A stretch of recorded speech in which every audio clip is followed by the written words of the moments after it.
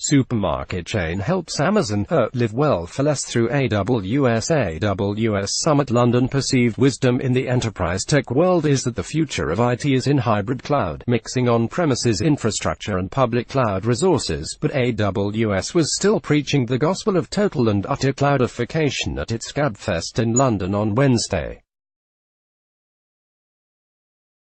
The public cloud juggernaut hauled out one of its largest UK customers, Sainsbury's, aka the premium economy of British supermarkets, and launched a new instance type designed for fast storage at its summit under the glass pyramid of East London's Excel Centre.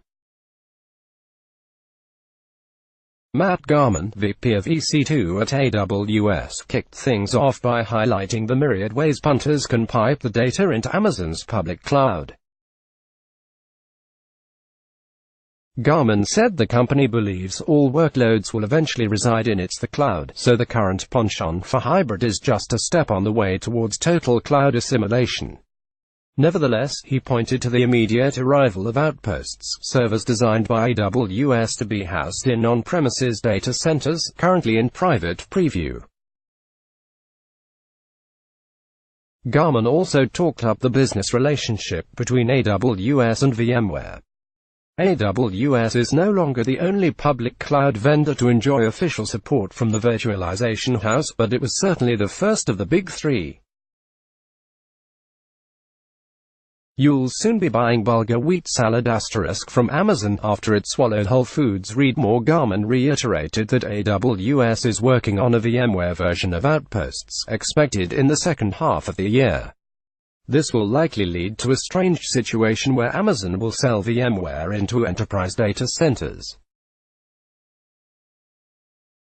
AWS is the undisputed heavyweight champion of cloud computing. Today, it runs 21 infrastructure regions, each consisting of several data centers, and has another 4 under construction. Its platform offers 165 services, more than 190 instance types and 14 databases, twice the number of its nearest public cloud competitor, according to Garman. This would not be an AWS keynote without some sniping at the competition, the VP said. AWS now hosts more than twice the amount of Windows VMs than Microsoft's own Azure Cloud, a stat confirmed by IDC. Sainsbury's goes on record. The fact that Sainsbury's spends any money with AWS is somewhat surprising. American retailers have been dropping the cloud platform like it's hot, concerned about funding a competitor.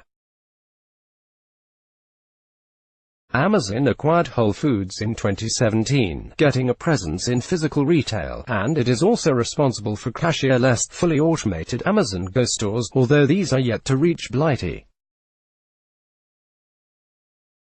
For example, Walmart recently switched from AWS to Azure, admitting that the deal was fueled by its animosity towards Amazon. Target was another business to move to Azure, for very much the same reason. Meanwhile, another British retailer, Ocado, built its entire platform, including the bits that control fleets of robots in its automated warehouses, on OpenStack to avoid being held hostage by any of the major public cloud vendors. And yet Sainsbury's fell for AWS, hook, line and sinker. Our relationship with AWS really kicked off at the point we decided to take our groceries online business and rebuild it in the cloud. This was effectively taking a WebSphere e-commerce monolith with an Oracle RAC database, and moving it, and modularizing it, and putting it into AWS, Sainsbury's CIO Phil Jordan told the audience.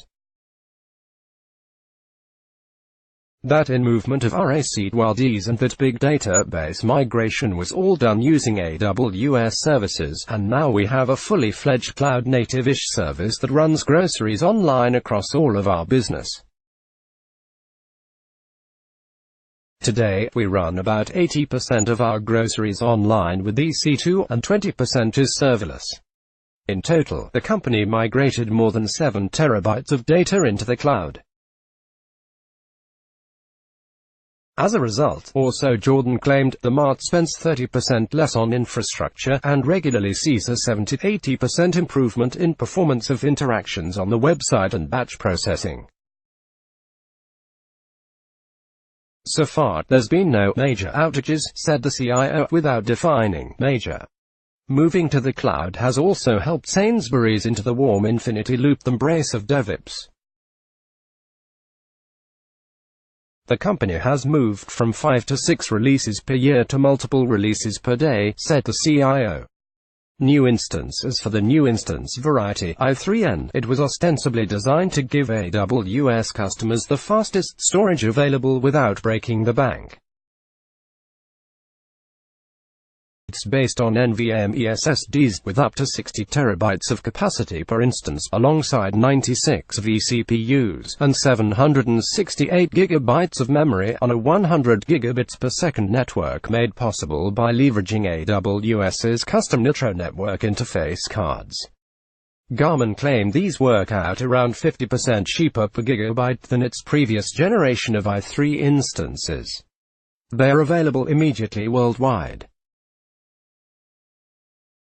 i3 was our first NVMe-based instance-charged platform, and it's the go-to platform for most of our customers that are doing high I/O applications that need great random I/O performance. A lot of customers said, "We love the platform, but we need more storage on there, and we need cheaper storage." i3n is designed to meet that use case, Garmin said. Designed for I/O-intensive applications and workloads such as high-performance relational databases, NoSQL databases, distributed file systems and data warehouses, i3n instances deliver the highest instance storage in the public cloud. Registered sponsored. Top 5 threat hunting myths. Let's block ads. Why?